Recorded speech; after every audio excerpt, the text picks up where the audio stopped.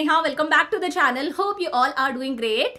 तो आज से हम लोग स्टार्ट कर रहे हैं हमारी 15 डेज प्लेज और आज है हमारी इस 15 डेज प्लेज का डे 1। आज हम लोग करेंगे हमारा chapter number 1 economics and economy. One shot lecture है, एक ही वीडियो में हम लोग ये पूरा चैप्टर कवर करेंगे, वो भी काफी डिटेल में। अच्छा देखो, सबसे पहले तो जिन्हें इस 15 डेज प्लेज के बारे में नहीं पता उन्हें बता देती हूँ। टुडे इज 1 जुलाई, आज से हम लोग स्टार्ट कर रहे हैं और ये जो हमारी 15 डेज प्लेज है ये हमारी चलेगी 17 जुलाई तक। बीच में 2 संडे है, संडे को आपके पास में वीडियोस नहीं आएंगी, आपको अच्छे से रिवीजन करना है। तो 15 दिन के अंदर हम लोग क्लास 11th इकोनॉमिक्स यानी कि माइक्रो और स्टैट्स के 15 चैप्टर्स कवर करेंगे वन शॉट के अंदर। किस तरह से? देखो, माइक्रो के अंदर हम लोग करेंगे हमारा चैप्टर नंबर 1 to 6 यानी कि प्राइस इलास्टिसिटी ऑफ डिमांड तक के सारे चैप्टर्स हम लोग कवर करेंगे वन शॉट के अंदर। सेम इसी तरह से स्टैट्स का हम लोग करेंगे चैप्टर नंबर 1 to 9 यानी कि मीन तक के सारे चैप्टर्स अगेन वन शॉट के अंदर हम लोग कंप्लीट करेंगे। तो अगर आपको डिटेल में देखना है कि किस दिन आपके पास में कौन से चैप्टर की वीडियो आ रही होगी, वीडियो कितने बजे आ रही होगी, तो अभी 1-2 दिन पहले मैंने एक वीडियो अपलोड करी थी, मैं उसका लिंक आपको डिस्क्रिप्शन में डाल दूंगी, कॉमेंट्स के अंदर डाल दूंगी। एक बार उस वीडियो को चेक कर लेना, आपको आइडिया हो जाएगा कौन से दिन कौन सी वीडियो आएगी, वीडियो कितने बजे आएगी। तो शुरू करें फटाफट से। क्या नाम है चैप्टर का? Economics and economy. तो सबसे पहले तो बात करते हैं यार, इकोनॉमिक्स होता क्या है। देखो, अगर आपको कभी भी इको समझना है, इकोनॉमिक्स क्या होता है, तो सबसे पहले जरूरी है आप ये समझो रिसोर्सेज क्या होते हैं। देखो, रिसोर्सेज क्या है? कोई भी ऐसी चीज जो हमारी वांट्स को सेटिस्फाई कर रही है, जिसे हमें एक सेटिस्फैक्शन मिलता है, वो हर चीज हमारे लिए क्या है? रिसोर्स है। फॉर एग्जाम्पल, पानी पीते हैं, पानी क्या है? रिसोर्स है। हम लोग फ्रेश एयर ले रहे हैं, ऑक्सीजन ले रहे हैं, ऑक्सीजन हमारे लिए क्या है? रिसोर्स है। लैंड पर हम लोग रहते हैं, लैंड हमारे लिए क्या है? रिसोर्स है। आपकी जेब में जो पैसा रखा हुआ है, उस पैसे से आप कुछ भी खरीद सकते हो, गाड़ी खरीद सकते हो, बाइक में पेट्रोल डलवा सकते हो, ड्रेसेस परचेज कर सकते हो। तो आपकी जो मनी है वो भी आपके लिए क्या है? रिसोर्स है। तो anything that satisfies human want is a resource. कोई भी ऐसी चीज जो ह्यूमन वांट्स को सेटिस्फाई करती है, जिससे हमें एक सेटिस्फैक्शन मिलता है, वो हर चीज हमारे लिए क्या है? रिसोर्स है। समझ में आया? फॉर एग्जाम्पल, आप, मैं, हम सब लोग मार्केट के अंदर कौन होते हैं? कंज्यूमर्स होते हैं। हम सब लोग कंज्यूमर्स हैं। हम मार्केट में चाय, चीनी, घी, ग्रोसरी का सामान, इतना सारा, कपड़े वगैरह बहुत सारी चीजें खरीदते हैं, क्योंकि उन चीजों को परचेज करके हमें क्या मिलता है? एक सेटिस्फैक्शन, एक संतुष्टि मिलती है। तो ये सब कैसे आता है? ये सब आता है मनी की हेल्प से। ये मनी हमारे लिए क्या है? रिसोर्स है। समझ में आया? सेम इसी तरह से मार्केट के अंदर एक प्रोड्यूसर भी होता है। प्रोड्यूसर क्या करता है? गुड्स और सर्विसेज का प्रोडक्शन करता है, कपड़े बनाता है और भी खाने के आइटम्स बनाता है, शूज वगैरह बनाता है। तो प्रोड्यूसर को प्रोडक्शन करने के लिए क्या चाहिए होता है? प्रोड्यूसर को प्रोडक्शन करने के लिए लैंड चाहिए, लैंड पर ही वो प्रोडक्शन कर सकता है। उसे प्रोडक्शन करने के लिए लेबर चाहिए, एम्प्लॉइज वगैरह चाहिए। उसे प्रोडक्शन करने के लिए बिजनेस में कैपिटल चाहिए, यानी कि मशीन्स वगैरह चाहिए, अदर टूल्स चाहिए। और एक होता है एंटरप्रेन्योर, यानी कि वो खुद बंदा, बिजनेसमैन, उसकी स्किल्स की भी वहां पर रिक्वायरमेंट होती है, उसके दिमाग की भी वहां पर रिक्वायरमेंट होती है। तो प्रोडक्शन करने के लिए भी बहुत सारे रिसोर्सेज की रिक्वायरमेंट होती है। ये सारी चीजें भी क्या है? रिसोर्सेज हैं। तो कोई भी चीज जो हमारी वांट्स को सेटिस्फाई कर रही है, वो क्या है? रिसोर्स है। Resources means those goods and services. Resources का मतलब वो सारे गुड्स और सर्विसेज, जैसे लैंड है, लेबर है, प्रोडक्शन करने के लिए टूल्स और मशीन्स की रिक्वायरमेंट होती है, पैसे की रिक्वायरमेंट होती है। जिन चीजों की हेल्प से फर्दर दूसरे गुड्स और सर्विसेज का प्रोडक्शन होता है, वो हर चीज हमारे लिए क्या है? रिसोर्स है। समझ में आ गया? हर चीज रिसोर्स होती है। अब देखो, ये जो रिसोर्सेज हैं, इनकी 2 बेसिक प्रॉपर्टीज होती हैं, यानी कि इन रिसोर्सेज के 2 क्या होते हैं? कैरेक्टरिस्टिक्स होते हैं। पहला है रिसोर्सेज आर स्केर्स। ये जो रिसोर्सेज हैं, ये सारे के सारे रिसोर्सेज कैसे होते हैं? स्केर्स होते हैं, यानी कि रिसोर्सेज की कमी होती है।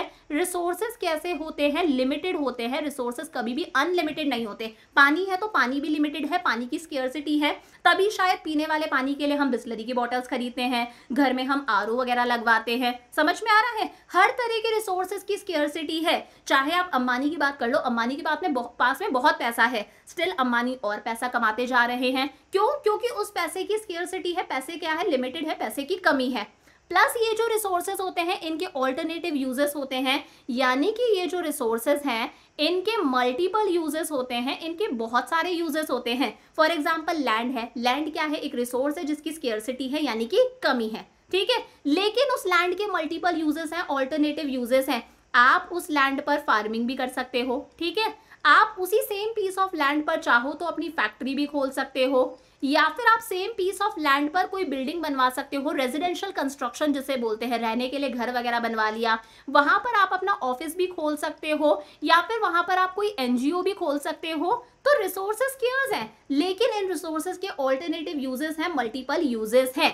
तो ऐसे में एक नॉर्मल ह्यूमन बीइंग कैसे बिहेव करता है, हमारा ह्यूमन बिहेवियर कैसा होता है। अब हम लोग कौन है, कंज्यूमर्स हैं। ऐसे में एक नॉर्मल ह्यूमन बीइंग यानी कि जो कंज्यूमर है वो कैसे अपने लिमिटेड रिसोर्सेज को खर्च करे, अपने पैसे को खर्च करे, कि पैसे को खर्च करके उसे क्या मिलना चाहिए, मैक्सिमम सेटिस्फैक्शन मिलना चाहिए, उसे सबसे ज्यादा क्या मिलनी चाहिए, संतुष्टि मिलनी चाहिए। कंज्यूमर यही सोचता है। इसी सिचुएशन के अंदर जो प्रोड्यूसर है उसके रिसोर्सेज भी लिमिटेड हैं, वो अपने रिसोर्सेज को कैसे स्पेंड करे कि रिसोर्सेज को खर्च करके प्रोड्यूसर को क्या होना चाहिए, मैक्सिमम प्रॉफिट होना चाहिए। और ऐसे में ही हमारी एक सोसाइटी है, पूरा का पूरा देश है, इकोनॉमी है।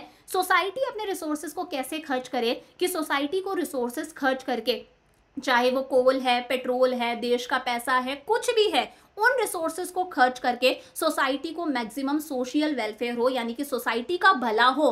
तो ऑन एन एवरेज एक ह्यूमन बीइंग कैसे सोचता है, हमारा ह्यूमन बिहेवियर कैसा होता है कि हम इन स्केर्स रिसोर्सेज को किस तरह से स्पेंड करें कि कंज्यूमर को मैक्सिमम सेटिस्फैक्शन हो, प्रोड्यूसर को मैक्सिमम प्रॉफिट हो, सोसाइटी का सबसे ज्यादा भला होना चाहिए, सोशल वेलफेयर होना चाहिए। इसी पूरी स्टडी को क्या बोला जाता है, इकोनॉमिक्स। समझ में आ गया। रिसोर्सेज की स्केर्सिटी है, रिसोर्सेज के ऑल्टरनेटिव यानी कि मल्टीपल यूजेस है, और हमारी ह्यूमन वांट्स कैसी हैं, अनलिमिटेड है, हमारी इच्छाएं कभी खत्म ही नहीं होती। तो इकोनॉमिक्स एक साइंस है जिसके अंदर हम ह्यूमन बिहेवियर को स्टडी करते हैं, हमारे बिहेवियर को स्टडी करा जाता है कि कैसे हम ये जो स्केर्स रिसोर्सेज हैं, लिमिटेड रिसोर्सेज है, इनका एलोकेशन करते हैं। एलोकेशन मतलब इन्हें स्पेंड करते हैं, इन्हें खर्च करते हैं।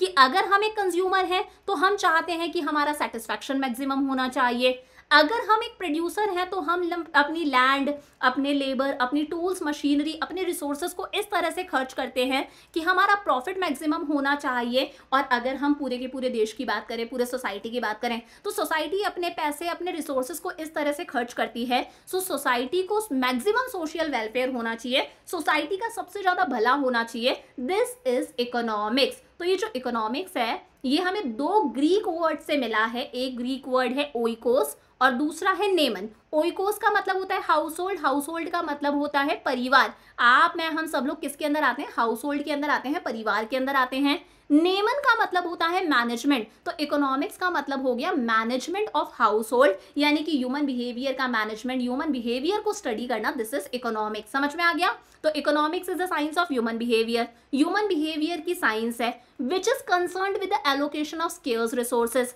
जो किससे रिलेटेड है कि स्केर्स रिसोर्सेज यानी कि जिन रिसोर्सेज की कमी है, स्केर्सिटी है, जो लिमिटेड रिसोर्सेज हैं, उन्हें किस तरह से एलोकेट करना है, स्पेंड करना है in such a manner that the consumer are able to maximize their satisfaction। कि अगर आप एक कंज्यूमर हो तो आप चाहते हो कि आपका सेटिस्फैक्शन मैक्सिमम होना चाहिए, कहीं पर भी पैसा खर्च करके आपको मैक्सिमम संतुष्टि मिलनी चाहिए। अगर आप एक प्रोड्यूसर हो तो आप चाहते हो कि आपकी प्रॉफिट्स मैक्सिमम हो, और सोसाइटी हो तो सोसाइटी चाहती है मैक्सिमम सोशल वेलफेयर हो।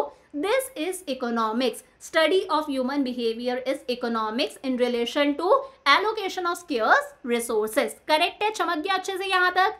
आगे देखो, बात आती है why do we need to study economics. Economics को पढ़ना हमारे लिए क्यों जरूरी है। सिंपल सा है, इको को पढ़ना इसलिए जरूरी है ताकि इंडिविजुअल लेवल पर जो कंज्यूमर है, आप, मैं, हम सब लोग हैं, हमारा सेटिस्फैक्शन मैक्सिमम हो सके, अपना पैसा खर्च करके हमें मैक्सिमम सेटिस्फैक्शन, संतुष्टि मिले।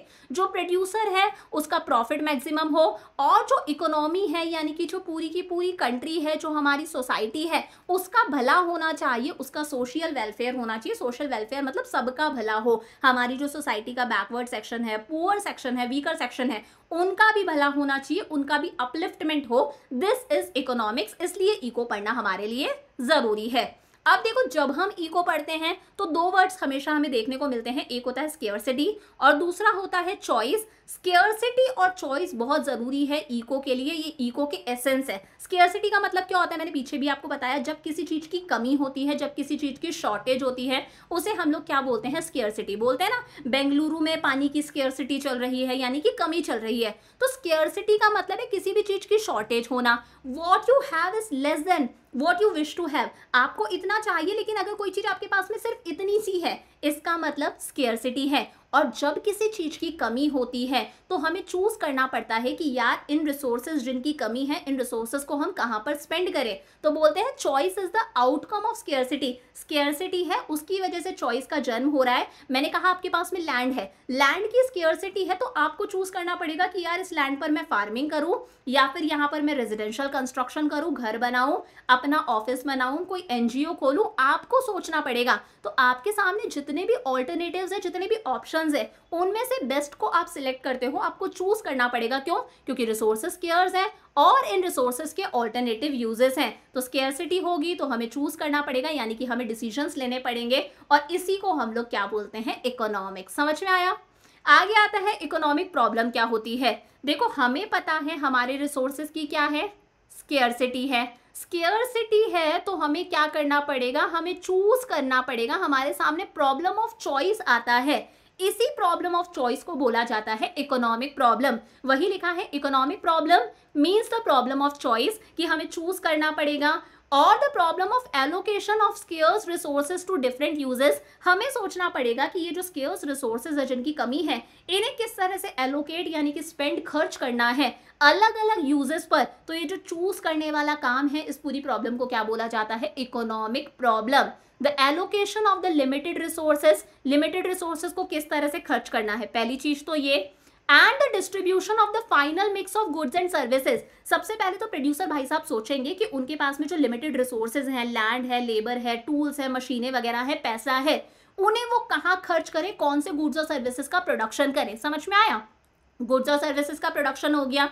अब इन गुड्स और सर्विसेज को किस तरह से डिस्ट्रीब्यूट करना है? देखो, बेसिकली हमारी जो सोसाइटी है, उस सोसाइटी को हम दो पार्ट्स में डिवाइड कर देते हैं। एक होता है हमारी सोसाइटी का रिचर सेक्शन, पैसे वाले लोग जिनके पास में सब कुछ है। एक होता है हमारी सोसाइटी का वीकर सेक्शन, यानी कि गरीब लोग जिनके पास में चीजों की कमी है। तो ये डिसाइड करना कि जो गुड्स और सर्विसेज बने हैं, प्रोड्यूस करे हैं, उन्हें कैसे डिस्ट्रीब्यूट करना है, रिचर लोगों को डिस्ट्रीब्यूट करना है या पुअर लोगों को डिस्ट्रीब्यूट करना है, ये दो बेसिक इकोनॉमिक प्रॉब्लम्स होती है जो हर सोसाइटी फेस करती है। तो बेसिकली ये इकोनॉमिक प्रॉब्लम्स का जन्म हो क्यों रहा है? पहला रीजन क्या है कि हमारे जो रिसोर्सेज है वो कैसे हैं? स्केर्स है। Scarcity of economic resources, resources की कमी है। चाहे लैंड ले लो, चाहे पैसा ले लो, चाहे लेबर ले लो, हर चीज की स्केर्सिटी है। सेकंड है, इन रिसोर्सेज के ऑल्टरनेटिव यूजेस हैं, मल्टीपल यूजेस हैं। फॉर एग्जाम्पल, अगर आपकी जेब के अंदर एक 500 रुपए का नोट रखा हुआ है, तो वो 500 का जो नोट है, वो नोट आपका क्या है? स्केर्स है, लिमिटेड है, लेकिन उसके ऑल्टरनेटिव यूजेस है। आप उससे बहुत सारी चीजें कर सकते हो। उससे आप बाइक में पेट्रोल डलवा सकते हो, आप अपने लिए ड्रेस लेकर आ सकते हो, गर्ल्स है तो वो कॉस्मेटिक्स पर उसे खर्च कर सकती हैं, आप एंटरटेनमेंट पर खर्च कर सकते हो, मूवी देखकर आ सकते हो, आप कोई कोर्स परचेज कर सकते हो, बुक्स वगैरह खरीद सकते हो, आप गर्लफ्रेंड बॉयफ्रेंड को डेट पर लेकर जा सकते हो।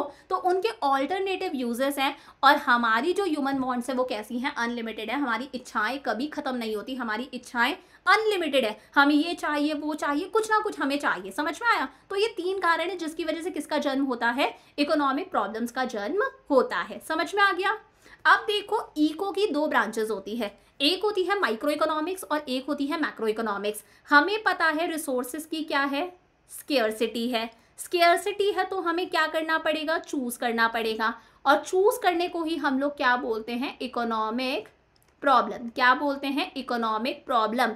अब जब इन इकोनॉमिक प्रॉब्लम्स को हम एक स्मॉल लेवल पर डिस्कस करते हैं, हम इंडिविजुअल के लेवल पर डिस्कस करते हैं, एक बंदे के लेवल पर, या फिर ग्रुप ऑफ इंडिविजुअल्स के लेवल पर डिस्कस करते हैं, तो उसे हम लोग क्या बोल देते हैं? Micro economics. क्या बोल देते हैं? Micro economics. रिसोर्सेज की स्केर्सिटी है, हमें चूज करना पड़ेगा। तो इकोनॉमिक प्रॉब्लम को जब हम छोटे लेवल पर डिस्कस करते हैं, मान लो मैं एक इंडिविजुअल कंज्यूमर की बात कर रही हूँ। ये जो इंडिविजुअल कंज्यूमर है, इसका नाम है गुंजन।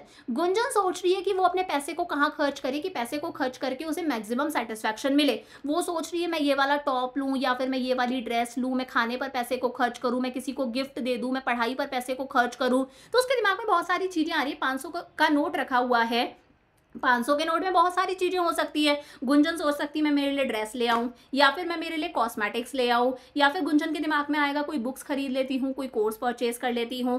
एंटरटेनमेंट पे खर्च कर सकती है, पूल पार्टी करने चले जाए, या फिर मान लो कोई मूवी देखने चले जाए, या फिर कैंटीन में दोस्तों के साथ में पार्टी कर सकती है। बहुत सारे ऑप्शंस है। वो अपने पैसे को कहाँ खर्च करे कि उसे मैक्सिमम क्या मिले, सेटिस्फैक्शन मिले। कंज्यूमर सेटिस्फैक्शन चाहता है। ये एक प्रोड्यूसर है, प्रोड्यूसर का नाम मैंने बोल दिया, मान लो प्रोड्यूसर का नाम है राहुल। राहुल सोच रहा है मैं मेरे लैंड, लेबर, अपनी मशीनरी, पैसे को कहाँ खर्च करूं, कौन से गुड्स और सर्विसेज का प्रोडक्शन करूं कि यार मुझे प्रॉफिट मैक्सिमम होना चाहिए। ये माइक्रो इकोनॉमिक्स है। हम इंडिविजुअल्स की बात कर रहे हैं, या फिर हम ग्रुप ऑफ इंडिविजुअल्स की भी बात कर सकते हैं। बटरफ्लो पेन सब जानते हो। बटरफ्लो पेन प्रोड्यूस करने वाले मार्केट में जितने भी प्रोड्यूसर्स हैं, प्रोड्यूसर्स चीज को बना के बेचते हैं, तो वो चीजों की क्या करते हैं, सप्लाई करते हैं। तो हम बटरफ्लो पेन की सप्लाई की बात कर रहे हैं। ग्रुप ऑफ प्रोड्यूसर्स की बात कर रहे हैं, लेकिन एक ही गुड, बटरफ्लो एक ही गुड के प्रोड्यूसर्स की बात कर रहे हैं, वो भी माइक्रो इकोनॉमिक्स में आएगा। ग्रुप ऑफ पीपल की भी हम बात कर सकते हैं। या फिर बटरफ्लो खरीदने वाले मार्केट में जितने भी कंज्यूमर्स हैं, लाखों कंज्यूमर्स होंगे,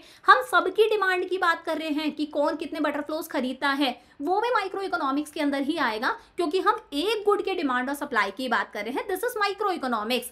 लेकिन हमें पता है रिसोर्सेज की स्केर्सिटी है, हमें चूज करना पड़ेगा। इकोनॉमिक प्रॉब्लम इसी को बोलते हैं।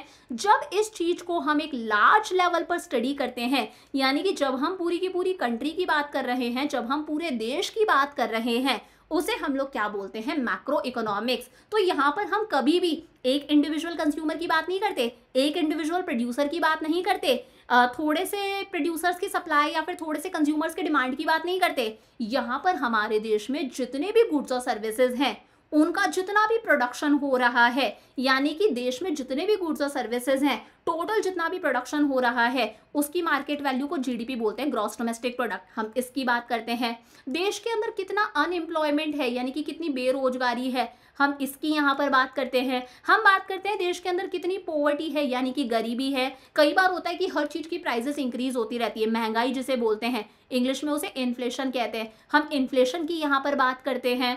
हमारे देश की टोटल इनकम कितनी है, हमारी नेशनल इनकम कितनी है, हम उसकी बात करते हैं। देश में जितने भी कंज्यूमर्स हैं, सारे कंज्यूमर्स की टोटल डिमांड की बात करते हैं।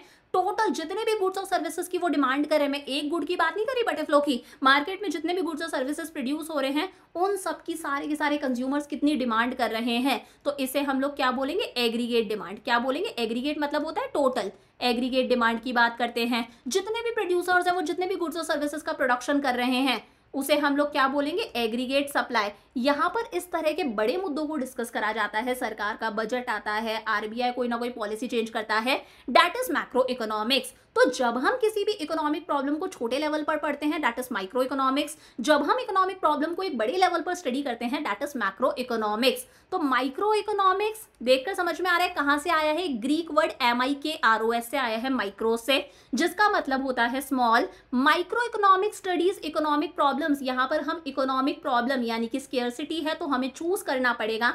इन्हें जब हम इंडिविजुअल लेवल्स पर पढ़ते हैं, या फिर ग्रुप ऑफ इंडिविजुअल्स भी हो सकता है, जैसे हम एक फर्म, एक प्रोड्यूसर की बात कर रहे हैं, एक हाउस होल्ड, एक परिवार की बात कर रहे हैं, एक इंडस्ट्री, इंडस्ट्री मतलब बटरफ्लो बनाने वाले जितने भी प्रोड्यूसर्स हैं, हम सारे प्रोड्यूसर्स की बात कर रहे हैं। इंडिविजुअल मार्केट की हम बात करें, मार्केट के अंदर बहुत सारी फर्म्स होती है, बहुत सारे प्रोड्यूसर्स होते हैं, उसकी जब हम बात कर रहे हैं, that is micro economics. Micro economics के अंदर मेन मुद्दा क्या होता है, डिटर्मिनेशन ऑफ आउटपुट, कि फर्म का आउटपुट कितना होगा, फर्म को कितना प्रोडक्शन करना है, फर्म की प्राइस क्या होगी, जो भी गुड है उसे कितनी प्राइस पर बेचा जाएगा, ये मेन मुद्दे होते हैं। और इसी को हम थ्योरी ऑफ प्राइस भी बोलते हैं। क्या बोलते हैं, थ्योरी ऑफ प्राइस। अब देखो वैसे तो आप आगे चलकर डिटेल में पढ़ोगे, लेकिन यहाँ पर प्राइस कैसे डिसाइड करी जाती है, ये किसी भी चीज की क्या होती है, डिमांड होती है, डिमांड का कर्व वैसे ही बनता है, आप आगे चलकर पढ़ोगे। ये किसी भी चीज की सप्लाई होती है, जहां पर डिमांड और सप्लाई इंटरसेक्ट कर जाती है, ये प्रोडक्ट की प्राइस डिसाइड हो जाती है कि प्रोडक्ट को इतने में बेचना है। ये माइक्रो इकोनॉमिक्स है, थ्योरी ऑफ प्राइस।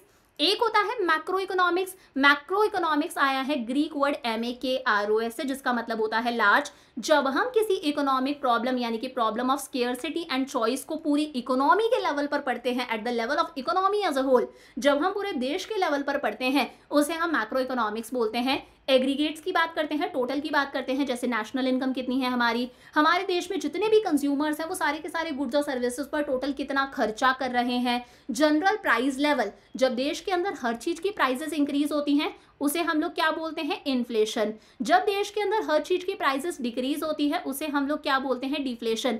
इस तरह के मुद्दों को यहाँ पर डिस्कस करा जाता है। एग्रीगेट डिमांड क्या है, एग्रीगेट सप्लाई क्या है, दिस इज मैक्रो इकोनॉमिक्स। समझ में आ गया अच्छे से। अब देखो दोनों के अंदर एक बार हम लोग डिफरेंस देख लेते हैं।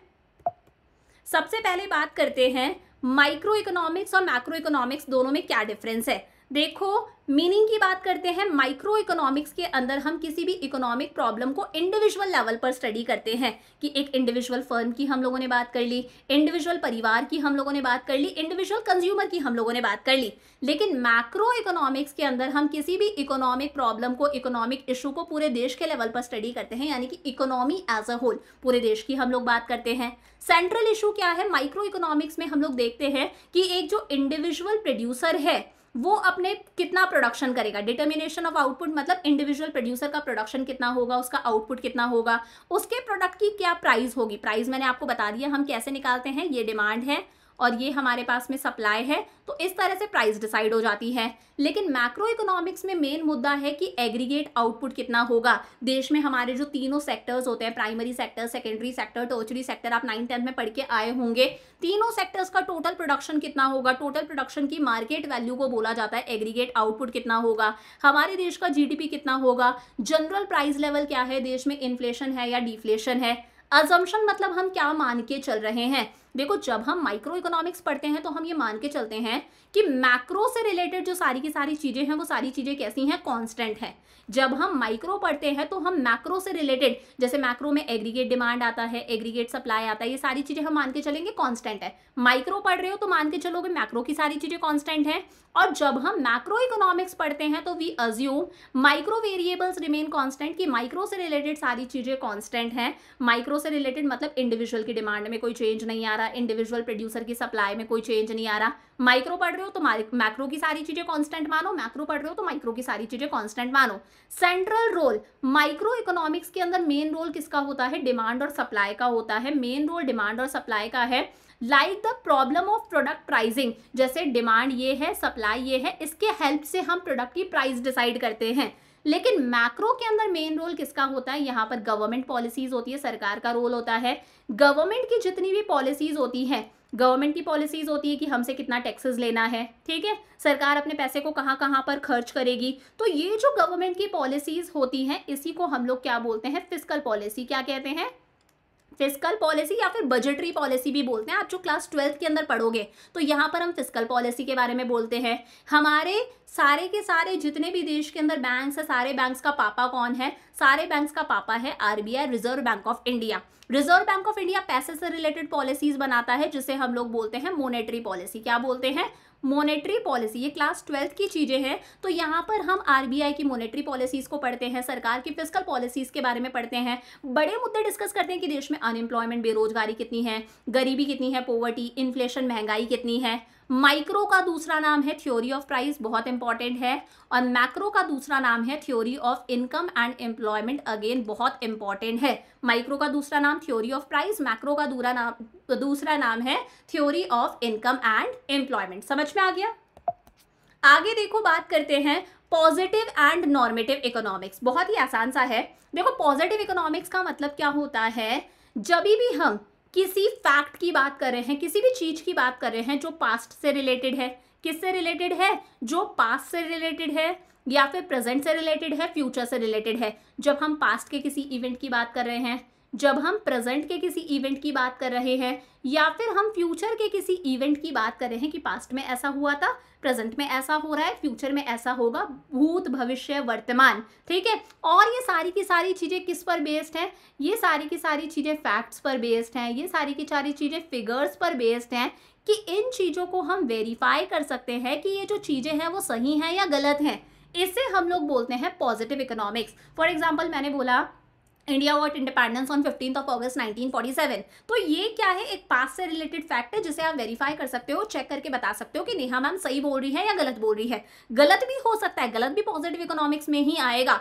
आप वेरीफाई कर सकते हो ना, ये क्या है, पॉजिटिव इकोनॉमिक्स है। जब हम पास्ट, प्रेजेंट और फ्यूचर के किसी इवेंट की बात कर रहे हैं which are based on facts and figures, हम अपना ओपिनियन नहीं दे रहे हैं, हम अपना सजेशन नहीं दे रहे हैं, कोई वैल्यू जजमेंट पास नहीं कर रहे हैं, हम सिर्फ फैक्ट और फिगर बता रहे हैं, जो बात थी वो बात एज इट इज बता रहे हैं, जो बात फ्यूचर में भी हो सकती है, इसे हम लोग पॉजिटिव इकोनॉमिक्स बोलते हैं। ठीक है, लेकिन एक होती है नॉर्मेटिव इकोनॉमिक्स, जब हम पास्ट, प्रेजेंट और फ्यूचर का कोई इवेंट नहीं बता रहे हैं, कोई बात नहीं बता रहे हैं, बल्कि अपना सजेशन दे रहे हैं कि ऐसा होना चाहिए। हम अपना सजेशन दे रहे हैं, जजमेंट पास कर रहे हैं, ऐसा होना चाहिए, ओपिनियन दे रहे हैं, उसे हम लोग क्या बोलते हैं, नॉर्मेटिव इकोनॉमिक्स। समझ में आया? अब ओपिनियन तो सबका अलग अलग होता है, आपका ओपिनियन अलग होगा, मेरा ओपिनियन अलग होगा, हम किसी के ओपिनियन को वेरीफाई नहीं कर सकते, हम ओपिनियन को कभी सही या गलत बता ही नहीं सकते। आप मान लो कांग्रेस को सपोर्ट करते हो, मैं बीजेपी को सपोर्ट करती हूँ, तो कोई ऐसे थोड़ी ना बोल सकता है कि नेहा मैम सही है, आप गलत हो, या फिर आप सही हो, नेहा मैम गलत है।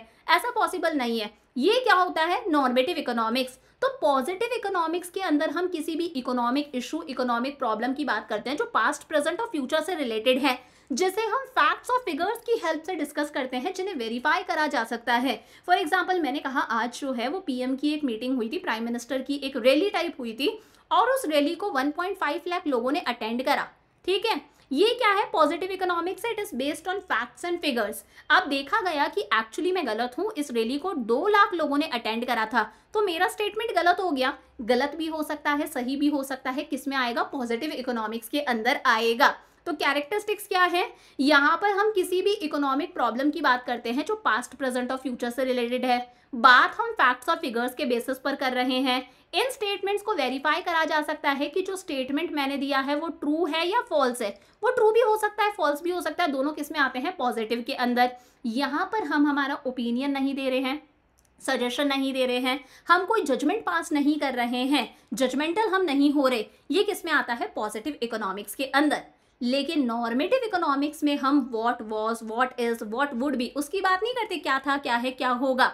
हम बात करते हैं व्हाट ऑट टू बी, क्या होना चाहिए। जो इकोनॉमिस्ट नॉर्मेटिव इकोनॉमिक्स को सपोर्ट करते हैं वो कभी नहीं बताते कि क्या था, क्या है, क्या होगा, वो हमेशा बताते हैं क्या होना चाहिए। मतलब वो अपने ओपिनियंस देते हैं, जजमेंट पास करते हैं, यहाँ पर डिबेट्स वगैरह हो जाती है, तो यहाँ पर हमेशा क्या दिए जाते हैं, सजेशंस, ओपिनियंस दिए जाते हैं। वैल्यू जजमेंट है, अब वैल्यू जजमेंट होगा, मैं कुछ कह रही हूँ, मैं अपना ओपिनियन दे रही हूँ, आप कुछ कह रहे हो, आप अपना ओपिनियन दोगे, तो कंट्रोवर्सी और डिबेट होना बहुत ऑब्वियस है। और किसी के भी ओपिनियंस को हम वेरीफाई नहीं कर सकते, सही गलत नहीं बता सकते। मैं बीजेपी को सपोर्ट कर रही हूँ, आप कांग्रेस को सपोर्ट कर सकते हो, कोई नहीं बोल सकता कि नेहा मैम सही है, आप गलत हो, आप सही हो, नेहा मैम गलत है। अपना अपना ओपिनियन है, अपनी अपनी चॉइस है। तो यहाँ पर ये जो इकोनॉमिस्ट होते हैं ये बताते हैं व्हाट ऑट टू बी, क्या होना चाहिए, नहीं बताते क्या था, क्या है, क्या होगा, ये सिर्फ बताते हैं क्या होना चाहिए। समझ में आ गया? तो यहाँ पर ओपिनियंस है, वैल्यू जजमेंट्स है, सजेशंस है, जिन्हें वेरीफाई करना पॉसिबल नहीं है, सही और गलत बताना पॉसिबल नहीं है। डिफरेंस देख ले, पॉजिटिव इकोनॉमिक्स के अंदर हम किसी भी इकोनॉमिक इशू की बात करते हैं जो पास्ट, प्रेजेंट और फ्यूचर से रिलेटेड है, भूतकाल, वर्तमान काल, भविष्य काल।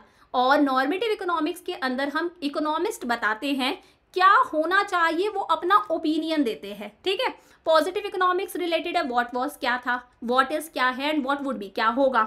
नॉर्मेटिव इकोनॉमिक्स वाले बोलते हैं व्हाट ऑट टू बी, क्या होना चाहिए। पॉजिटिव इकोनॉमिक्स जो है वो फैक्ट्स और फिगर्स पर बेस्ड है। पीएम की रैली को 1.5 लाख लोगों ने अटेंड करा। इंडिया गॉट इंडिपेंडेंस ऑन, मैंने कह दिया 21 अगस्त 1947। हमें पता है ये स्टेटमेंट गलत है, वेरीफाई कर सकते हैं, तो ये भी किस में आएगा, पॉजिटिव इकोनॉमिक्स के अंदर ही। लेकिन नॉर्मेटिव इकोनॉमिक्स के अंदर कोई फैक्ट्स फिगर्स नहीं होते। पॉजिटिव इकोनॉमिक्स के अंदर कोई वैल्यू जजमेंट नहीं है, यहाँ पर वैल्यू जजमेंट है, अपने ओपिनियंस दिए जाते हैं। बोलते हैं ना तुम बहुत ज्यादा जजमेंटल हो रहे हो, हर चीज को जज करते हो, तो ये लोग हर चीज को जज करते हैं, पॉजिटिव बताएंगे, नेगेटिव बताएंगे। Statements of positive economics are not necessarily the statements of truth. अगर पॉजिटिव इकोनॉमिक्स का कोई स्टेटमेंट है तो जरूरी नहीं है वो स्टेटमेंट हमेशा सच ही हो। जैसे मैंने बोला पीएम की रैली को 1.5 लाख लोगों ने अटेंड करा, गलत है। पीएम की रैली को 2 लाख लोगों ने अटेंड करा, तो मेरा स्टेटमेंट गलत भी हो सकता है, हम ट्रू और फॉल्स बता सकते हैं। लेकिन नॉर्मेटिव इकोनॉमिक्स में हम किसी स्टेटमेंट को ट्रू और फॉल्स नहीं बता सकते, क्योंकि ये ओपिनियंस है। आप किसी के ओपिनियन को सही या गलत नहीं बता सकते हो। फॉर एग्जाम्पल, मैं एक स्कीम की बात करती हूँ, एमजी नरेगा। ठीक है, एमजी नरेगा, हाँ मनरेगा भी बोलते हैं, Mahatma Gandhi national rural employment guarantee act, और ये स्कीम आई थी 2005 के अंदर। इस स्कीम के अंदर गांव के अंदर जो लोग बिलो पॉवर्टी लाइन है, जो लोग एक्सट्रीमली गरीब हैं, हर फैमिली से एक बंदे को, अगर बंदा काम करना चाहता है तो बंदे को 100 डेज का एम्प्लॉयमेंट प्रोवाइड करा जाता है। 100 दिन का सरकार एम्प्लॉयमेंट प्रोवाइड करती है और मिनिमम वेजेस उस बंदे को दिए जाते हैं। तो इस स्कीम के अंदर सरकार गांव में हर फैमिली से एक अडल्ट मेंबर को, अगर बंदा काम करना चाहता है, कोई ना कोई मैनुअल वर्क यानी कि मशीनों से काम नहीं होगा, 100 डेज का गारंटीड एम्प्लॉयमेंट प्रोवाइड करती है। अब मान लो एक बच्ची है हमारे पास में, प्रियांशी की फैमिली में किसी की जॉब लग गई, ठीक है, किसी को 100 डेज का एम्प्लॉयमेंट मिल गया, तो वो कहती है यार ये स्कीम तो बड़ी अच्छी है, बहुत शानदार स्कीम है। वहीं एक और बच्चा है जिसका नाम है राहुल, बोल देते हैं, राहुल बोलता है ये मनरेगा स्कीम ये तो बड़ी बकवास स्कीम है, इससे तो किसी को बेनिफिट ही नहीं होता, हो सकता है इसे फायदा नहीं हुआ हो। तो ये इनका ओपिनियन है, ये किसके अंदर आएगा, नॉर्मेटिव इकोनॉमिक्स के अंदर। हम किसी को सही या गलत नहीं बता सकते। चमक गया अच्छे से। सेकेंड लास्ट टॉपिक आता है हमारे पास में, व्हाट इज इकोनॉमी। इकोनॉमी क्या है? इकोनॉमी का मतलब आप तो बहुत सिंपल सा समझ लो, कंट्री को क्या बोलते हैं, इकोनॉमी बोलते हैं। कंट्री को इकोनॉमी बोलते हैं। एक सिस्टम है, इस सिस्टम के अंदर बहुत सारे लोग हैं जो कुछ ना कुछ काम कर रहे हैं अपना लाइवलीहुड अर्न करने के लिए, यानी कि अपना जीवन यापन करने के लिए। एक सिस्टम है जिस सिस्टम के अंदर बहुत सारे लोग हैं, करोड़ों लोग हैं जो कुछ ना कुछ काम कर रहे हैं पैसा कमाने के लिए, अपना लाइवलीहुड अर्न करने के लिए, जीवन यापन करने के लिए। इस सिस्टम को हम लोग क्या बोल देते हैं, इकोनॉमी। कोई इंसान है जो फार्मिंग कर रहा है, कोई बैंक में जॉब कर रहा है, कोई ऑफिस में जॉब कर रहा है, कोई किसी मल्टीनेशनल कंपनी में जॉब कर रहा है, तो कोई सेल्फ एम्प्लॉयड है, ठीक है। तो इकोनॉमी एक सिस्टम है by which people of an area earn their living, जहां पर लोग अपना लाइवलीहुड अर्न करते हैं, दे अर्न देयर लिविंग। अब देखो, कोई भी इंडिविजुअल है वो अपने आप में ही सक्षम नहीं है। कोई भी इंडिविजुअल सिर्फ अपने दम पर सारे के सारे गुड्स और सर्विसेज तो प्रोड्यूस नहीं कर सकता, अपनी सारी वांट्स को तो सेटिस्फाई नहीं कर सकता। मैं टीचर हूँ, मैं आपको पढ़ा रही हूँ, तो मैं एजुकेशन दे रही हूँ, लेकिन खाने के लिए, फूड के लिए या फिर फुटवियर्स के लिए, कार वगैरह के लिए, लैपटॉप के लिए, मोबाइल फ़ोन के लिए मुझे मार्केट पर डिपेंडेंट होना पड़ता है। वो सारी चीज़ें मैं पैसा दूंगी और मार्केट से खरीद कर लेकर आऊँगी, करेक्ट है। तो कोई भी इंडिविजुअल कैपेबल नहीं है कि वो सारे गुड्स और सर्विसेज खुद ही प्रोड्यूस कर ले और खुद ही अपनी सारी की सारी वांट्स को सेटिस्फाई कर ले, उसे दूसरे पर डिपेंडेंट होना ही पड़ेगा। फॉर एग्जाम्पल, एक फार्मर है, तो जो फार्मर है वो फूड प्रोड्यूस कर सकता है, ठीक है, फूड दूसरे लोग उससे खरीदेंगे, लेकिन बाकी दूसरी चीज़ों के लिए, फॉर एग्जांपल क्लोथ्स के लिए, फॉर एग्जांपल फुटवियर्स के लिए, या फिर उसे ट्रैक्टर वगैरह चाहिए, बहुत सारी चीज़ें चाहिए, उन चीज़ों के लिए उसे मार्केट पर डिपेंडेंट होना पड़ता है, दूसरे लोगों से वो चीज़ें परचेज करनी पड़ती हैं। तो कहीं ना कहीं म्यूचुअल डिपेंडेंस होती है, हम सब लोग एक दूसरे पर डिपेंडेंट हैं। और 3 इकोनॉमिक एक्टिविटीज़ का जन्म होता है। ये 3 बेसिक इकोनॉमिक एक्टिविटीज़ हैं। इसी की वजह से सबसे पहले प्रोडक्शन होता है। जैसे मैं कहती हूँ, फार्मर ने प्रोडक्शन करा और उसने वीट ग्रो करा, प्रोडक्शन हुआ। प्रोडक्शन के बाद में एक्सचेंज होता है, यानी कि फार्मर जो प्रोड्यूसर है वो अपने माल को बेचेगा कंज्यूमर को, ग्राहक को, और कंज्यूमर बदले में क्या देगा, पैसा देगा। तो मैं गई, मैंने फार्मर से क्या खरीद लिया, वीट खरीद लिया, और बदले में मैं फार्मर को क्या दे आऊंगी, पैसा दे आऊंगी, एक्सचेंज हो गया। अब मैं उस वीट को क्या करूंगी, यूज करूंगी, यानी कि क्या होगा, कंजम्पशन होगा। तो 3 बेसिक इकोनॉमिक एक्टिविटीज है, प्रोडक्शन होता है, उसके बाद में प्रोड्यूसर सामान कंज्यूमर को देता है, कंज्यूमर बदले में पैसा देता है, एक्सचेंज होता है, और कंज्यूमर उस चीज को यूज करता है, यानी कि कंजम्पशन होता है। ये 3 बेसिक इकोनॉमिक एक्टिविटीज हैं। इसके अलावा एक इकोनॉमिक एक्टिविटी और है, दैट इज इन्वेस्टमेंट। प्रोड्यूसर को जो प्रॉफिट होता है उसे वो बिजनेस में इन्वेस्ट करता है, मशीनें वगैरह खरीदता है, प्रपोजल प्रोजेक्ट में पैसा लगाता है, दैट इज इन्वेस्टमेंट। तो बच्चा, 2 तरह की इकोनॉमीज हमारे सामने आती हैं।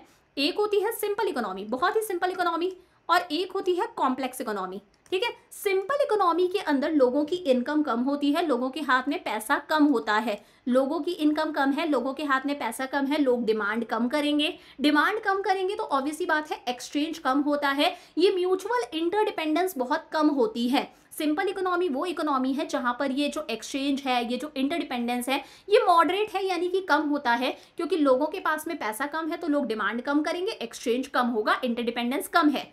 कॉम्प्लेक्स इकोनॉमी वो है जहां पर लोगों के पास में बहुत पैसा है तो लोग डिमांड ज़्यादा करते हैं, तो एक्सचेंज भी ज़्यादा होगा, प्रोडक्शन भी ज़्यादा होगा, ये जो इंटरडिपेंडेंस है ये बहुत ज़्यादा होती है। समझ में आ गया?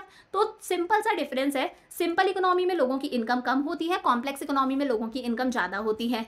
सिंपल इकोनॉमी के अंदर लोगों की वांट्स तो मल्टीपल है, बहुत सारी वांट्स है, लेकिन वांट्स उतनी एनॉर्मियस नहीं होती, उतनी बड़ी वांट्स नहीं होती, हाई फाई वांट्स नहीं होती, उतनी बड़ी वांट्स नहीं होती। कॉम्प्लेक्स इकोनॉमी के अंदर लोगों की वांट्स है भी बहुत ज़्यादा और एनॉर्मियस बड़ी बड़ी वांट्स है। सिंपल इकोनॉमी में मैंने बताया लोगों के हाथ में पैसा कम है, अगर लोगों के हाथ में पैसा कम है तो ऑब्वियसली बात है वो डिमांड कम करते हैं, इंटरडिपेंडेंस कम है। कॉम्प्लेक्स इकोनॉमी में लोगों के हाथ में पैसा ज़्यादा है, डिमांड ज़्यादा करते हैं, इंटरडिपेंडेंस ज़्यादा है। सिंपल इकोनॉमी के अंदर एक्सचेंज जो है वो मॉडरेट है, कम एक्सचेंज होता है। कॉम्प्लेक्स इकोनॉमी के अंदर जो एक्सचेंज है वो बहुत ज़्यादा होता है, लोगों के पास में पैसा ज़्यादा है, लोग डिमांड ज़्यादा कर रहे हैं, प्रोड्यूसर को प्रोडक्शन ज़्यादा करना पड़ेगा, एक्सचेंज ज़्यादा होगा। समझ में आ गया। लास्ट टॉपिक आता है टाइप्स ऑफ इकोनॉमीज। वैसे ये जो टॉपिक है ये कल वाली क्लास में आप और ज़्यादा डिटेल के अंदर डिस्कस करेंगे हम लोग इसे, फिर भी यहाँ पर इस चैप्टर में भी हम लोग पढ़ते हैं। 3 तरह की इकोनॉमीज होती हैं, मार्केट इकोनॉमी, कंट्रोल्ड इकोनॉमी और मिक्स्ड इकोनॉमी। पहली बात तो मार्केट इकोनॉमी का नाम है फ्री इकोनॉमी, और इसे हम कैपिटलिस्ट इकोनॉमी भी बोलते हैं। क्या क्या बोलते हैं? कैपिटलिस्ट इकोनॉमी और फ्री इकोनॉमी। देखो ये एक ऐसी इकोनॉमी है जहां पर जो गवर्नमेंट का रोल होता है वो बहुत कम होता है, नोशनल, ना के बराबर है। सरकार जो है वो देश के अंदर लॉ, ऑर्डर और डिफेंस देख लेती है, लॉ देख लेती है, ऑर्डर देख लेती है, डिफेंस वगैरह देख लेती है। मतलब बेसिकली यहाँ पर चलती किसकी है? प्राइवेट सेक्टर की। प्राइवेट मतलब आप, मैं, हम जैसे इंडिविजुअल्स की यहाँ पर चलती है। प्राइवेट सेक्टर खुद डिसाइड करता है what to produce. What to produce मतलब कौन से गुड्स और सर्विसेज का प्रोडक्शन करना है, कौन सी चीज बनानी है।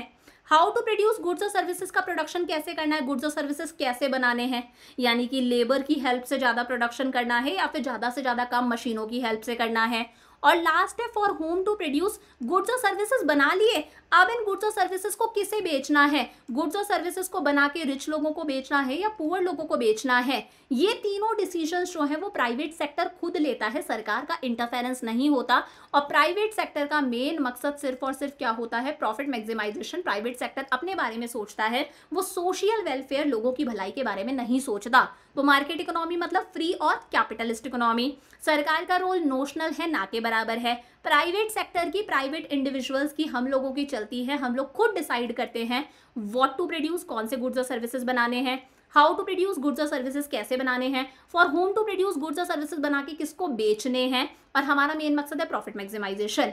कंट्रोल्ड इकोनॉमी जिसका दूसरा नाम है सोशलिस्ट इकोनॉमी, ठीक है, सोशलिस्ट इकोनॉमी बोलते हैं, और इसका दूसरा नाम है centrally planned economy. Centrally planned economy के अंदर गवर्नमेंट का मेन रोल होता है, और गवर्नमेंट को हम लोग बोलते हैं पब्लिक सेक्टर। सरकार डिसाइड करती है क्या बनाना है, कैसे बनाना है, और गुड्स और सर्विसेज बना के किसको बेचना है, और हम बोलते हैं सरकार का मेन मकसद होता है सोशल वेलफेयर। सरकार लोगों की भलाई के लिए काम करती है, सरकार कभी अपने प्रॉफिट्स को मैक्सिमाइज करने के बारे में नहीं सोचती। थर्ड आता है मिक्स्ड इकोनॉमी। मिक्स्ड इकोनॉमी जैसे इंडिया की इकोनॉमी है, हमारे यहाँ पर प्राइवेट सेक्टर भी है और पब्लिक सेक्टर यानी कि गवर्नमेंट सेक्टर भी है। आपने देखा प्राइवेट स्कूल्स हैं तो गवर्नमेंट स्कूल्स हैं, प्राइवेट हॉस्पिटल्स हैं, गवर्नमेंट हॉस्पिटल्स हैं, प्राइवेट कंपनीज हैं तो पब्लिक सेक्टर अंडरटेकिंग्स, PSUs वगैरह भी हैं। तो दोनों का होता है, प्राइवेट सेक्टर प्रॉफिट मैक्सिमाइजेशन के लिए काम कर रहा है, पब्लिक सेक्टर सोशल वेलफेयर के लिए काम कर रहा है। लेकिन जब हम प्रैक्टिकली बात करते हैं ना, पता है, तो दुनिया के सारे ही देश मिक्स्ड इकोनॉमी है। जैसे सबसे अच्छा एग्जांपल मैंने आपको इंडिया का दे दिया, लगभग दुनिया के सारे देश मिक्स्ड इकोनॉमी है। सिंपल सा है, जब गवर्नमेंट का रोल थोड़ा सा ज़्यादा होने लग जाता है, जिसे हम कम्युनिज्म बोलते हैं, जैसे नॉर्थ कोरिया में सरकार का रोल बहुत ज़्यादा है, चाइना में सरकार का रोल बहुत ज़्यादा है। जब सरकार का रोल थोड़ा सा ज़्यादा होने लग जाता है, सरकार सारे डिसीजंस लेने लग जाती है what, how and for whom to produce, तो उसे हम लोग बोल देते हैं कंट्रोल्ड इकोनॉमी, ये वाली इकोनॉमी। वहीं जब प्योर कंपटीशन होता है, यानी कि सरकार का रोल कम होता है, सारी चीज़ें प्राइवेट इंडिविजुअल्स डिसाइड करते हैं, और सारी चीज़ें कैसे डिसाइड होती हैं? According to demand and supply. कैसे डिसाइड होती है? डिमांड और सप्लाई का सारा खेल है कि ये डिमांड है, ये प्रोडक्ट की सप्लाई है, यहाँ इंटरसेक्ट कर गए, ये प्राइस हो गया। डिमांड सप्लाई के अकॉर्डिंग सारी चीज़ें हो रही है, जैसा US में होता है, जापान में होता है, UK में होता है, उसे हम लोग बोल देते हैं मार्केट इकोनॉमी। समझ में आ गया? क्लियर है? तो कंट्रोल्ड इकोनॉमी कौन सी इकोनॉमी है? यानी कि हमारी सोशलिस्ट इकोनॉमी, यानी कि सेंट्रली प्लान्ड इकोनॉमी, जहां पर सरकार डिसाइड करती है क्या बनाना है, कैसे बनाना है, बना के किसको बेचना है। सरकार का कंट्रोल बहुत ज़्यादा होता है, और सरकार का मेन मकसद है सोशल वेलफेयर, जैसा चाइना में, रशिया में, नॉर्थ कोरिया में देखने को मिलता है। मार्केट इकोनॉमी कौन सी इकोनॉमी है? जहां पर गवर्नमेंट का कंट्रोल कैसा है? नोशनल है, यानी कि ना के बराबर है। सरकार इज सीमित to law, order and defence. यहाँ पर तीनों डिसीजंस, क्या बनाना है, कैसे बनाना है, बना के किसको बेचना है, प्राइवेट इंडिविजुअल्स लेते हैं according to market forces of demand and supply. मान लो किसी चीज की सप्लाई ये है, ठीक है, और किसी चीज की डिमांड बहुत ज्यादा आ रही है। अब भाई इतनी सारी डिमांड आ रही है, इस इतनी सारी डिमांड को फुलफिल करना तो पॉसिबल नहीं है क्योंकि सप्लाई कम है। मान लो टमाटर की सप्लाई इतनी है लेकिन टमाटर की डिमांड इतनी है, अब इतनी डिमांड को फुलफिल करना पॉसिबल नहीं है तो टमाटर महंगे हो जाएंगे ताकि जो लोग अफोर्ड कर सकते हैं वही लोग खरीदें। तो डिमांड और सप्लाई का सारा रोल है। कैपिटलिस्ट इकोनॉमी या फ्री इकोनॉमी बोलते हैं और मेन मकसद क्या है, प्रॉफिट मैक्सिमाइजेशन, जैसे यूएसए, यूके, जापान है। मिक्स्ड इकोनॉमी के अंदर गवर्नमेंट का रोल मॉडरेट है जैसा इंडिया के अंदर है। यहाँ पर तीनों problems, what to produce, how to produce, for whom to produce, market forces of demand and supply, यानी कि प्राइवेट सेक्टर सारे डिसीजंस लेता है लेकिन साथ में गवर्नमेंट सेक्टर भी है, यानी कि सोशल कंसिडरेशन भी होता है। फॉर एग्जाम्पल इंडिया, तो यहाँ पर प्रॉफिट मैक्सिमाइजेशन भी है और साथ में सोशल वेलफेयर भी है। समझ में आ गया। लास्ट स्लाइड है, हम लोग डिस्कस कर लेते हैं तीनों के बीच में एक प्रॉपर डिफरेंस, तो सारी चीजें बहुत ही अच्छे से क्लियर हो जाएंगी। देखो सबसे पहले सेंट्रली प्लान्ड इकोनॉमी, जहां पर मेन रोल किसका है, सरकार का है। मार्केट इकोनॉमी, फ्री इकोनॉमी, यानी कि market forces of demand and supply, private sector, और मिक्स्ड में दोनों आ गए। नेचर की बात करें तो कंट्रोल्ड इकोनॉमी में जितनी भी इकोनॉमिक एक्टिविटीज होती हैं, चाहे प्रोडक्शन हो, कंजम्पशन हो, इन्वेस्टमेंट हो, एक्सचेंज हो, सबको सरकार कंट्रोल करती है या फिर कोई सेंट्रल अथॉरिटी, ठीक है, सरकार की चलेगी। मार्केट इकोनॉमी के अंदर सारी इकोनॉमिक एक्टिविटीज को प्राइवेट सेक्टर कंट्रोल करता है। Market forces of demand and supply के अकॉर्डिंग सारे के सारे डिसीजंस प्राइवेट सेक्टर लेता है। और मिक्स्ड इकोनॉमी के अंदर जितनी भी इकोनॉमिक एक्टिविटीज हैं उन्हें market forces of demand and supply का तो रोल है ही, प्राइवेट सेक्टर सारे डिसीजंस लेगा, लेकिन इन सब चीजों को सरकार भी कहीं ना कहीं रेगुलेट और कंट्रोल करती है। मेन मोटिव की बात करें तो सेंट्रली प्लान्ड इकोनॉमी का मेन मकसद क्या है, सोशल वेलफेयर की, सबका भला होना चाहिए। हमारी जो सोसाइटी का वीकर सेक्शन है उसका भी क्या होना चाहिए, अपलिफ्टमेंट होना चाहिए। मार्केट इकोनॉमी में प्रोड्यूसर्स अपने बारे में सोचते हैं, मेन मकसद है प्रॉफिट मैक्सिमाइजेशन। मिक्स्ड इकोनॉमी के अंदर जो पब्लिक सेक्टर है वो तो किसके बारे में सोचेगा, सोशल वेलफेयर के बारे में, जैसा हमारे देश में है। और जो प्राइवेट सेक्टर है वो किसके बारे में सोचेगा, अपने प्रॉफिट्स को मैक्सिमाइज करने के बारे में। कंज्यूमर सोवरेनिटी की बात करें कि कंज्यूमर की चलती है क्या, तो देखो मार्केट इकोनॉमी के अंदर कंज्यूमर सोवरेन है, यानी कि कंज्यूमर मार्केट का किंग माना जाता है। सारी चीजें वही बनाई जाती है जिनकी कंज्यूमर डिमांड कर रहा है। कंज्यूमर कौन है, आप में हम सब लोग। आप लोग स्विगी का एग्जांपल ले लो, जोमेटो का एग्जांपल ले लो, ये सारी चीजें हमारी इच्छाओं के अकॉर्डिंग बनाई जा रही हैं। आज हमारे पास में इतना टाइम नहीं है कि हम बाहर जाकर खाना खाएं, शॉपिंग करने जाएं, तो स्विगी जोमेटो आ गया, तो हमारी इच्छाओं के अकॉर्डिंग प्रोड्यूसर ने वो चीजें बनाई हैं। हम मार्केट के किंग हैं, जो चीजें हम चाहते हैं प्रोड्यूसर वही चीजें बनाता है। सेंट्रली प्लान्ड इकोनॉमी में सरकार खुद डिसाइड करती है क्या बनाना है, कंज्यूमर की इच्छाएं नहीं देखी जाती, सरकार खुद डिसाइड करती है क्या बनाना है। और बेसिकली जो सरकार है वो नेसेसिटी वाले आइटम्स बनाती है, जैसे फूड ग्रेन्स हो गया, सरकार ने रेलवेज की फैसिलिटी दी है, मेडिसिन वगैरह जिनकी ज़रूरत गरीब लोगों को है, जो बेचारे अफोर्ड नहीं कर सकते। मिक्स्ड इकोनॉमी के अंदर कंज्यूमर सोवरेन है लेकिन सरकार भी गरीब लोगों को भला करती है पीडीएस के थ्रू, पब्लिक डिस्ट्रीब्यूशन सिस्टम। आप लोगों ने राशन शॉप्स देखी होंगी, जो लोग बिलो पॉवर्टी लाइन आते हैं, जो गरीब हैं, उनके पास में राशन कार्ड होता है, वो ये राशन कार्ड से राशन शॉप से सामान खरीद सकते हैं, फूड ग्रेन्स वगैरह, असेंशियल आइटम्स बहुत ही सस्ते के अंदर। तो कंज्यूमर की सोवरेन है लेकिन पीडीएस सिस्टम भी है, सरकार की चल रही है। रिसोर्सेज पे कंट्रोल की बात करें तो यहाँ पर सारे रिसोर्सेज पर गवर्नमेंट का कंट्रोल है, सारे रिसोर्सेज पर लोगों का कंट्रोल है, प्राइवेट सेक्टर का। रिसोर्सेज पर सरकार और लोगों दोनों का कंट्रोल है क्योंकि मिक्स्ड है। प्राइस डिटर्मिनेशन, यहाँ पर प्राइस सरकार डिसाइड करती है, यहाँ पर प्राइस डिसाइड करी जाती है according to market forces of demand and supply. इस तरह से प्राइसेस डिसाइड हो जाती है। अगर किसी चीज़ की डिमांड ज़्यादा है तो ऑब्वियसली बात है वो चीज़ क्या हो जाएगी, महंगी हो जाएगी। इस तरह से होता है। यहाँ पर प्राइसेस मार्केट के अकॉर्डिंग डिसाइड करी जाती हैं ऐसे ही, लेकिन सरकार भी असेंशियल कमोडिटीज़ की प्राइस को रेगुलेट करती है। अगर प्राइवेट सेक्टर मेडिसिन हो गए या फिर असेंशियल फूड ग्रेन्स वगैरह हो गए, इन चीज़ों की प्राइसेस को बहुत ज़्यादा इंक्रीज कर देगा तो सरकार फिर इंटरफेयर करती है। डोमिनेशन मतलब किसकी चलती है, तो यहाँ पर मेन चलती है पब्लिक सेक्टर की, मतलब सरकारी सेक्टर की। यहाँ पर मेन चलती है प्राइवेट सेक्टर की, ठीक है, आप में हम जैसे लोगों की। और यहाँ पर दोनों सेक्टर्स की अच्छे से चलती है। समझ में आ गया। इसी के साथ में we have completed our chapter number 1। हम लोगों ने हमारा चैप्टर नंबर 1 कंप्लीट कर लिया 1 शॉट के अंदर। और अगर एक्सप्लेनेशन आपको थोड़ी भी अच्छी लगी देन प्लीज़ मेक श्योर आप कमेंट करके बताओ और अपने सारे फ्रेंड्स के साथ में शेयर करो। अब कल हम लोग करेंगे हमारा chapter number 2 central problems of an economy, जिसके अंदर हम लोग ये जो टाइप्स ऑफ इकोनॉमीज हैं, 3 जो सेंट्रल प्रॉब्लम्स है, what to produce, how to produce, for whom to produce, इन्हें डिटेल में डिस्कस करेंगे, पीपीसी वगैरह के बारे में पढ़ेंगे। So I will see you tomorrow. Lots of love, bye bye.